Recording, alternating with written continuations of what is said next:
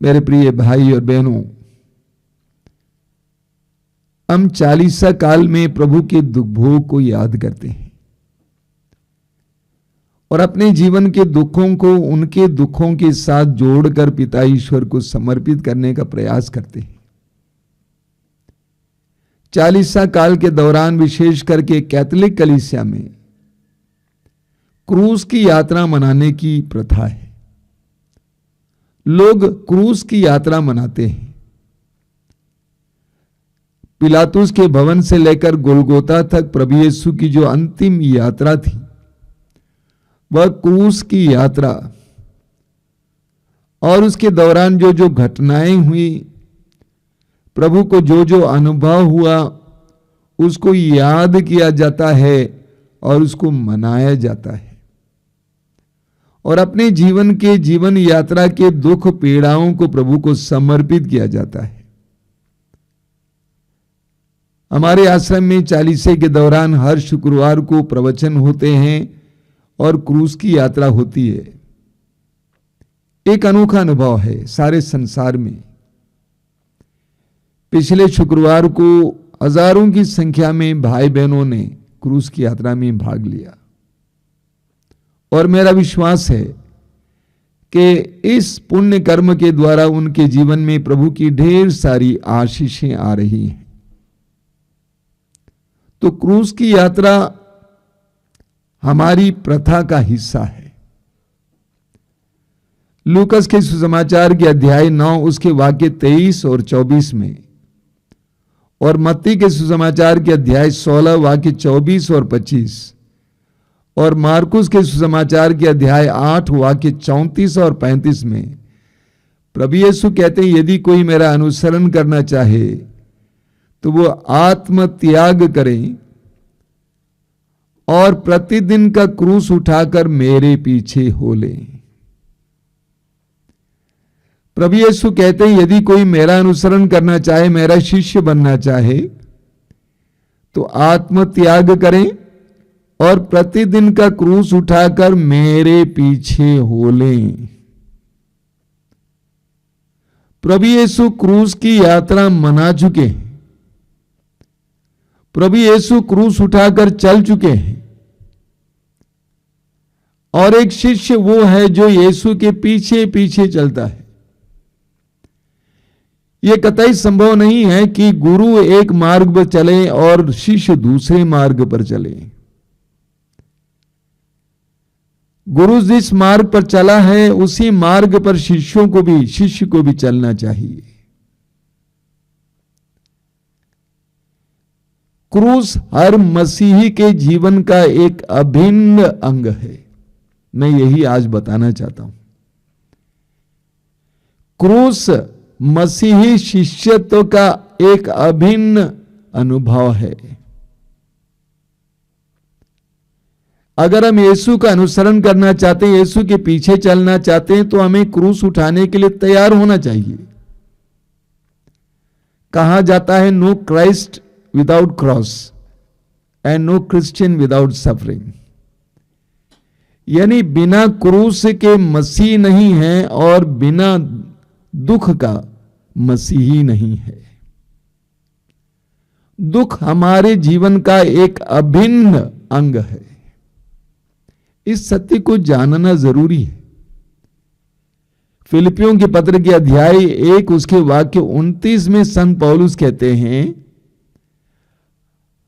हम लोगों को, आप लोगों को न केवल यीशु के शिष्य बनने का सौभाग्य मिला है, बल्कि उसके साथ साथ उनके नाम पर दुख सहने का भी वरदान मिला है। आप लोगों को न केवल यीशु के शिष्य बनने का, बल्कि उनके नाम पर दुख भोगने का भी वरदान मिला है। पौलुस कहते हैं, यह एक वरदान है। एक मसीही के लिए जीवन में दुख एक वरदान है। देखिए, तिमोथी के दूसरे पत्र के अध्याय 3 वाक्य 12 में संत पौलुस क्या कहते हैं? पौलुस कहते हैं, वास्तव में जो लोग मसीह के शिष्य बनकर भक्ति पूर्वक जीवन बिताना चाहेंगे, उन सबको अत्याचार सहना ही पड़ेगा। एक बार और पढ़ता हूं, ध्यान से सुनिए। पौलुस कहते हैं, वास्तव में जो लोग मसीह के शिष्य बनकर भक्ति पूर्वक जीवन बिताना चाहेंगे उन सबको अत्याचार सहना ही पड़ेगा, कोई दूसरा मार्ग नहीं है। तो प्रभु यीशु क्रूस के मार्ग पर चले और हमें भी क्रूस के मार्ग पर चलना ही होगा। एक बार मदर तेरेसा के साथ एक विदेशी सहयोगी बैठी हुई थी। वो मदर तेरेसा के साथ रोगियों की सेवा करती थी। वो अंग्रेजी में बोलती जा रही थी कि मदर ये प्रॉब्लम है, ये प्रॉब्लम है, एक एक प्रॉब्लम, एक एक समस्या बोलती जा रही थी। समस्याओं की एक लंबी सूची उसने मदर तेरेसा के सामने रखा। पूरा सुनने के बाद मदर तेरेसा ने उनसे पूछा, क्यों न हम इन सारी चीजों को एक नया नाम दें? प्रॉब्लम के बदले क्यों न हम इनको गिफ्ट कहें? समस्या के बदले क्यों न हम इनको उपहार कहें? वो बहन समझ गई और वो अपना देश चली गई। वहां से बार बार पत्र लिखा करती थी मदर तेरेसा को, और पत्र में अक्सर लिखा करती थी कि मदर, मुझे बड़ी खुशी है आपको बोलने के लिए कि मेरे जीवन में आजकल बहुत सारे उपहार प्रभु देते हैं, बहुत सारे उपहार प्रभु देते हैं। लेकिन वास्तव में हमारे जीवन में जब दुख आ जाता है तो हम लोग घबरा जाते हैं। हमारे जीवन में पीड़ाएं आ जाती हैं तो हम घबरा जाते हैं। बच्चा बीमार पड़ जाता है, हम घबरा जाते हैं। नौकरी चली जाती है, हम घबरा जाते हैं। कोई विपत्ति टूट पड़ती है, हम घबरा जाते हैं। मुकदमा आ जाता है, हम घबरा जाते हैं। दुख आने पर हम लोग घबरा जाते हैं। एक बहुत सुंदर उदाहरण है मत्ती के सुसमाचार के अध्याय 16 में। प्रभु यीशु ने अपने शिष्यों से पूछा कि तुम क्या कहते हो कि मैं कौन हूं? तो सीमोन ने कहा कि आप ईश्वर के पुत्र हैं, आप मसीह हैं। प्रभु यीशु ने उसको थपथपाया, शाबाशी दी और कहा कि शाबाश सीमोन, ये हाड़ मांस ने, किसी मनुष्य ने नहीं, बल्कि मेरे स्वर्गीय पिता ने तुम पर प्रकट किया है। थोड़ी देर के बाद प्रभु यीशु ने शिष्यों से कहा कि मानव पुत्र को दुख सहना, मार डाला जाना और पुनर्जीवित होना होगा। और सीमोन घबरा गया और उसने यीशु को अलग ले जाकर यीशु से कहा कि ईश्वर कभी ऐसा ना होने दे आपके जीवन में। आपको दुख सहने की क्या जरूरत है? प्रभु यीशु ने पलट कर उससे क्या कहा मालूम? पलट कर सीमोन से कहा कि हट जाओ शैतान, तुम मेरे मार्ग में बाधा बनते हो। तुम ईश्वर की तरह नहीं बल्कि मनुष्यों की तरह सोचते हो। तो हमारे जीवन में जब दुख आ जाता है तो हम लोग घबरा जाते हैं। हम याकूब को सुने, याकूब का पत्र अध्याय 1 उसके वाक्य 2 से याकूब क्या कहते हैं? भाइयों, जब आप लोगों को अनेक प्रकार की विपत्तियों का सामना करना पड़े तो अपने को धन्य समझिए। बताइए, याकूब कहते हैं भाइयों और बहनों, जब आप लोगों को अनेक प्रकार की विपत्तियों का सामना करना पड़े तो अपने को धन्य समझिए। आप जानते हैं कि आपके विश्वास का इस प्रकार का परीक्षण धैर्य उत्पन्न करता है। धैर्य को पूर्णता तक पहुंचने दीजिए, जिससे आप लोग स्वयं पूर्ण तथा आनंद्य बन जाएं और आप में किसी बात की कमी ना रहे।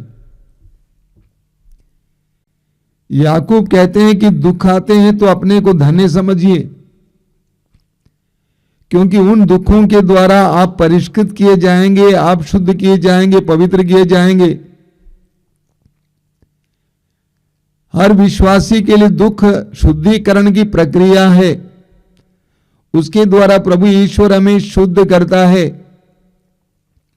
इस्यास नबी का ग्रंथ अध्याय 48 वाक्य 10, इस्यास अध्याय 48 वाक्य 10 में प्रभु कहते हैं, मैंने तुम्हें विपत्ति की भट्टी में परिष्कृत किया है। मैंने तुम्हें विपत्ति की भट्टी में परिष्कृत किया है। सोने चांदी की तरह आग में नहीं, बल्कि मैंने तुम्हें विपत्ति की भट्टी में परिष्कृत किया है। प्रभु कभी कभी हमें विपत्ति की भट्टी में गिरने देते हैं,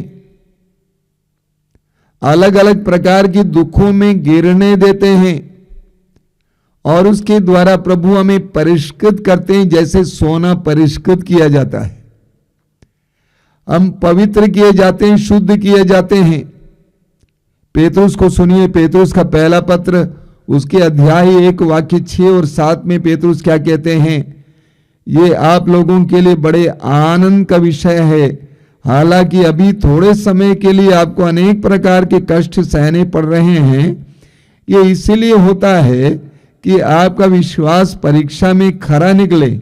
सोना भी तो आग में तपाया जाता है, और आपका विश्वास नश्वर सोने से कहीं अधिक मूल्यवान है।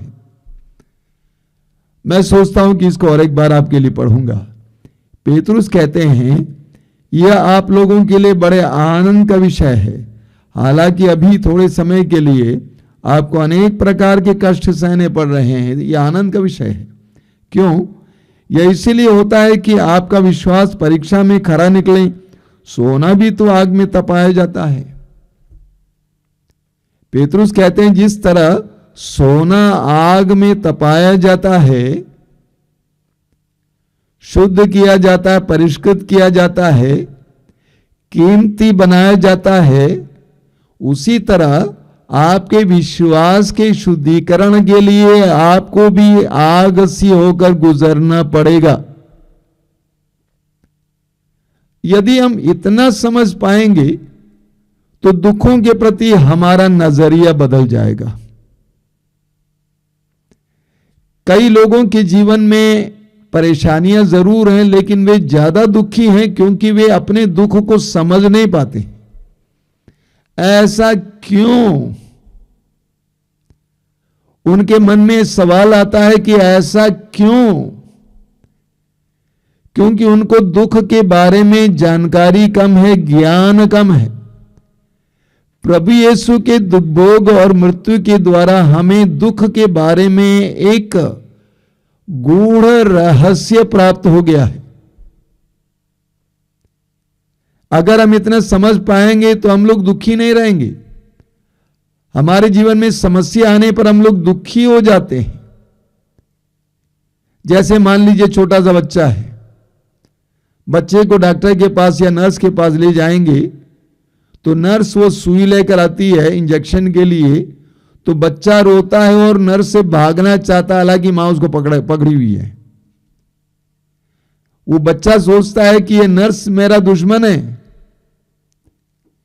ये मुझ पर हानि पहुंचा रही है, जबकि हम जानते हैं कि वो नर्स इंजेक्शन के द्वारा उस बच्चे को बचा रही है,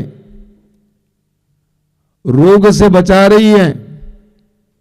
अक्सर हमारे जीवन में भी जब दुख पीड़ाएं आती हैं, हम लोग घबरा जाते हैं, हम लोग समझ नहीं पाते हैं, इसीलिए हमारा दुख दुगुना हो जाता है। एक महान संत है, उनका नाम है संत मॉनफोर्ट। उन्होंने एक बहुत बड़ी संस्था खोली है, जिनकी बहुत सारी स्कूलें और अन्य चीजें चारों ओर हैं।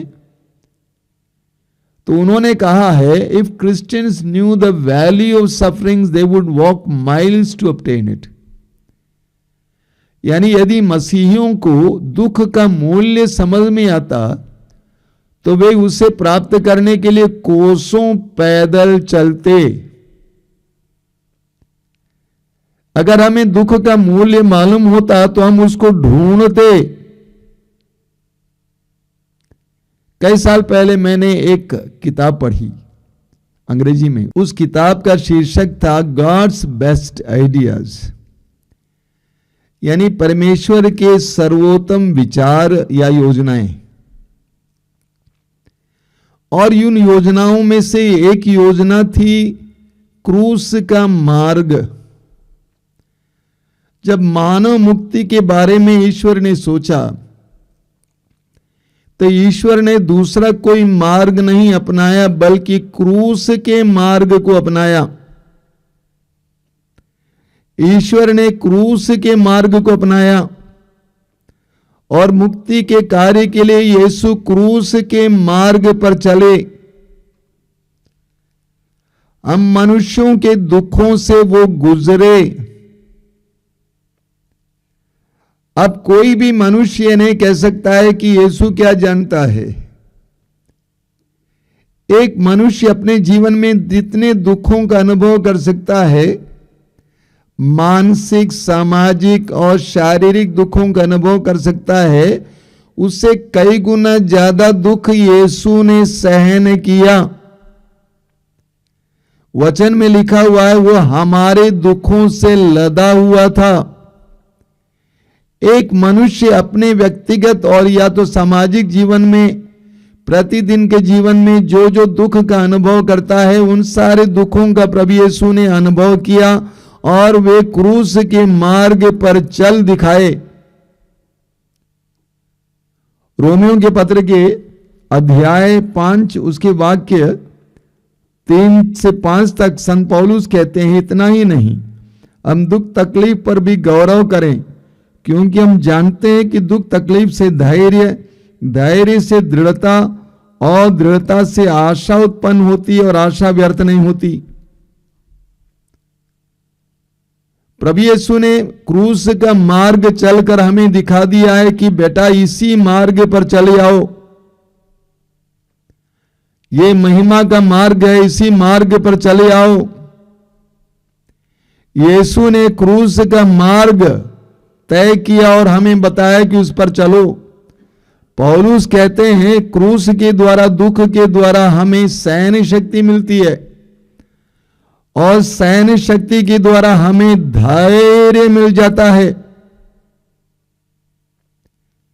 प्रभु यीशु के लिए क्रूस की यात्रा को तय करना आसान बात नहीं थी। पिलातुस के भवन से लेकर उस मोटे से क्रूस को ढोते हुए, जबकि उनका पूरा शरीर कोड़ों की मार से लहूलुहान था, घायल था, उन कंधों पर उस मोटे क्रूस को ढोते हुए उन गलियों से गुजरना जिन गलियों से वे अपने शिष्यों के साथ गुजरा करते थे, बड़े महिमा के साथ चमत्कार और चिन्ह प्रकट करते हुए, आज उपहास का पात्र बनकर उन्हीं गलियों से गुजरना, कलवारी पहाड़ पर चट्टान पर चढ़ना आसान बात नहीं थी। कितनी बार वे मार्ग में गिरे होंगे, जितनी बार वो गिरते थे उतनी बार उनके ऊपर कोड़े बरसाए जाते थे, उपहास किया जाता था, लेकिन प्रभु यीशु पीछे नहीं हटे बल्कि आगे चल दिए। कुछ दिन पहले एक विश्वासी बहन, वो प्रार्थना में दूसरों की अगुवाई करती है, बहुत अच्छी है प्रार्थना में है, अपने बेटे के साथ मेरे सामने आई। जवान औरत है, वो फूट फूट कर रो रही थी। वो कह रही थी कि मैं टूट गई, मैं टूट गई, मैं टूट गई। मैंने कहा ये तुम क्या कह रही हो, टूट गई? ये एक विश्वासी के योग्य भाषा नहीं है, एक मसीही के योग्य भाषा नहीं है। मैं टूट गई। तुम्हारे प्रभु और तुम्हारे गुरु टूटे नहीं, निर्दोष थे, निष्पाप थे, निरपराधी थे। लोगों ने उनको ठुकरा दिया,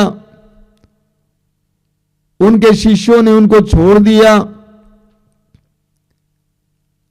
लोगों ने चिल्ला चिल्ला कर कहा कि उसे क्रूस दीजिए। उनका उपहास किया गया, अपमान किया गया,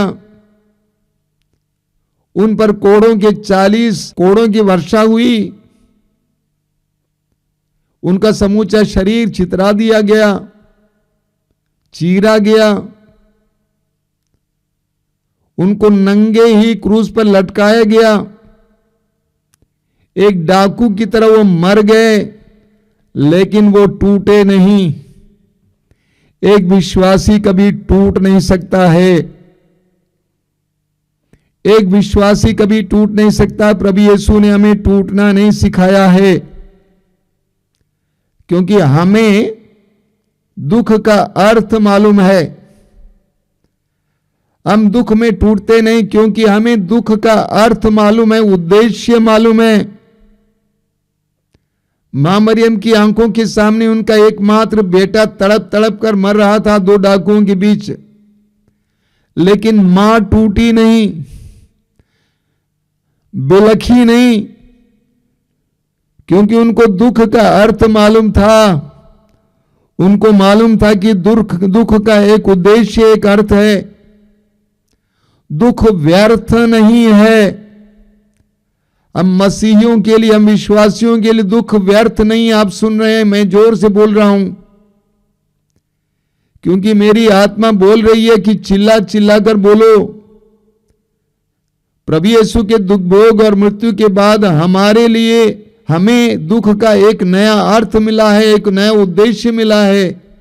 कई साल पहले जब मैं दिल्ली गया हुआ था, एक संस्था में गया, वहां पर मैं बराबर जाया करता था। उस संस्था का नाम है शांति आवेदना,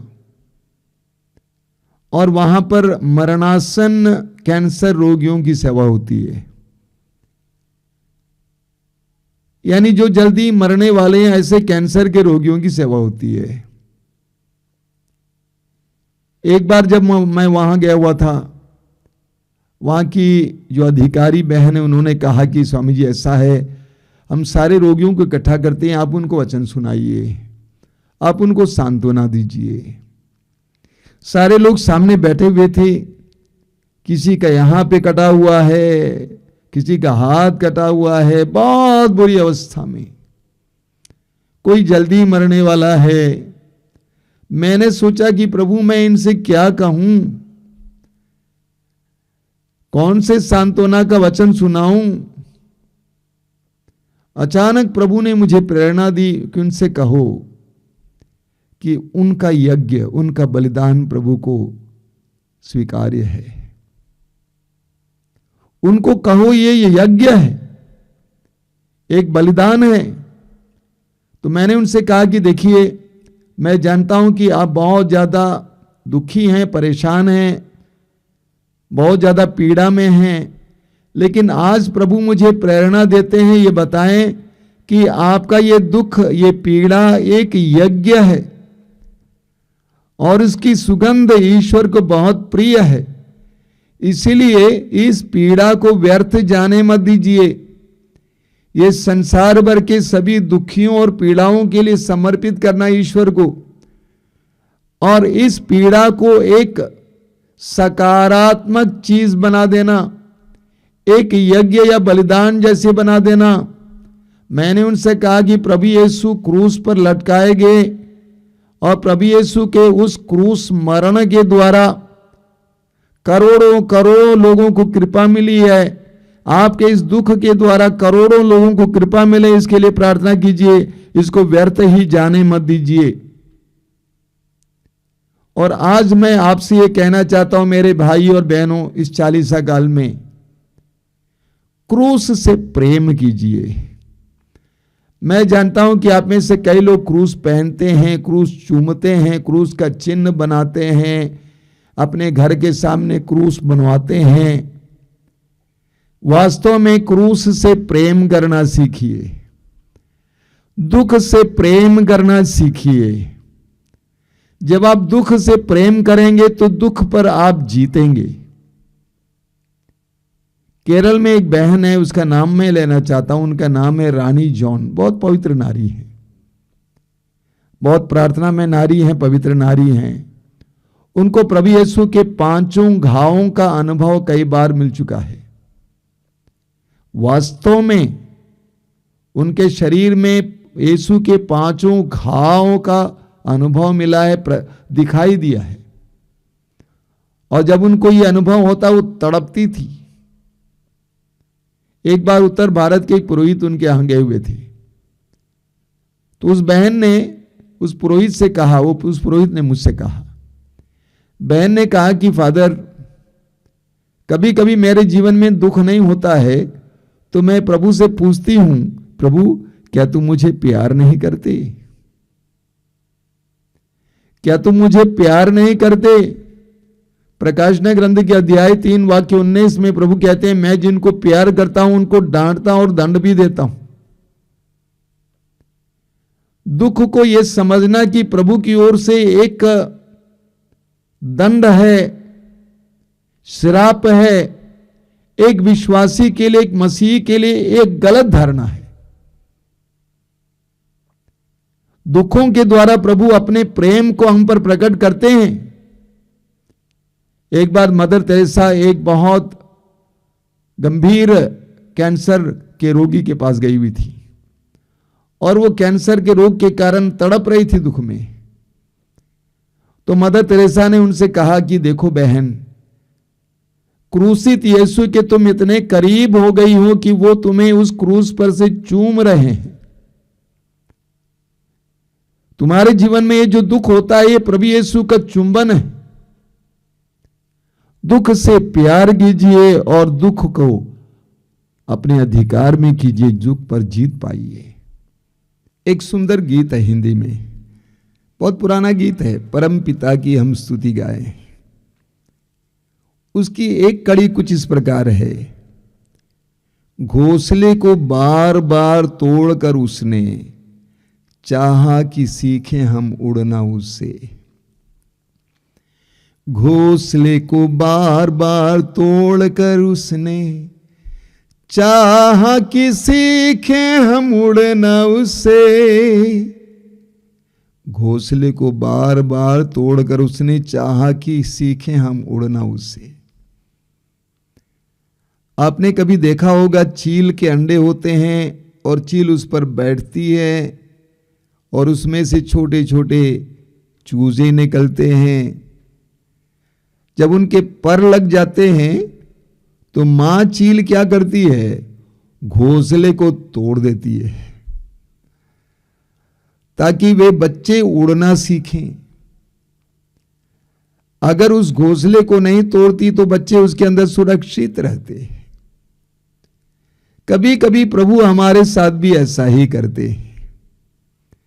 जिस घोंसले के अंदर हम सुरक्षित रहते हैं, कभी कभी प्रभु उस घोंसले को तोड़ देते हैं ताकि हम उड़ना सीखें। इतना ही नहीं, ईश्वर के संरक्षण का अनुभव करें, ईश्वर के प्रेम का अनुभव करें। मेरे प्रिय भाई और बहनों, दुख से प्रेम कीजिए, अपनाइए, तिरस्कार मत कीजिए, उस पर जीत पाइए। यीशु क्रूस ढोते हुए आगे निकल चुके हैं, हम भी उनके पीछे पीछे चले। प्रभु कहते हैं, यदि कोई मेरा अनुसरण करना चाहे तो आत्म त्याग करें और प्रतिदिन अपना क्रूस उठाकर मेरे पीछे हो लें। हम यीशु के पीछे चलते रहें। आंखें बंद कीजिए, आइए हम प्रार्थना करें। प्रभु यीशु, हम तुझे धन्यवाद देते हैं तेरे इस महान उदाहरण के लिए। तूने क्रूस की यात्रा को तय किया और आज हमें आह्वान करता है, मेरे पीछे चले आओ। तेरा क्रूस तेरे लिए जीवन का अंत नहीं था, तू मरने के बाद जी उठा,